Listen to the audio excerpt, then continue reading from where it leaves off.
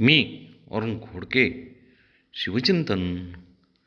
हिंदवी स्वराज्याचे स्वप्न साकार करताना छत्रपती शिवाजी महाराजांनी धैर्य, बुद्धिमत्ता, संयम यासोबत शस्त्रसज्जतेच्या बळावर इतिहास घडवला. शिवकालीन शस्त्रांचा वापर स्वराज्य वृद्धिंगत सोबत आत्मसंरक्षणासाठी केला जात असे. मावळ्यांच्या हातातील तलवार म्हणजे जणू एक प्रकारची वीजच. तिची धार चमकली की रणांगण दणाणून जात असे. तिचा प्रत्येक वार हा अन्यायावर कोसळणारा होता. भाले आणि बाण हे अस्त्र म्हणजे त्या काळी वाऱ्याशी स्पर्धा करणारे होते.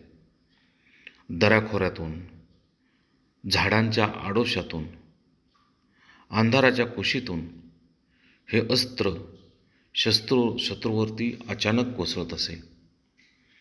त्याचा प्रत्येक प्रहार म्हणजे अचूकतेचा आणि संयमाचा परमोच्च बिंदू होता. कट्यार आणि वाघनखे ही रणसंग्रामातील घातक शस्त्रे होत. यांचा वार शत्रूच्या शरीरावरती हा अन्यायाविरुद्ध निर्णायक आघात असे. याशिवाय ढाल, तोफा, बंदुका, गुर्जविटा म्हणजे स्वराज्याचे प्रहरीच होते. शिवकालीन शस्त्रे म्हणजे स्वराज्याच्या ज्वाज्वल्य अभिव्यक्ती होती.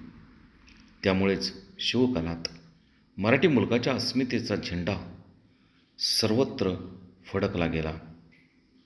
शिवकालीन शस्त्र म्हणजे आपल्या इतिहासातील तेजस्वी अध्याय सांगत शौर्य आणि प्रेरणा देतात. बहुत काय बोलणे.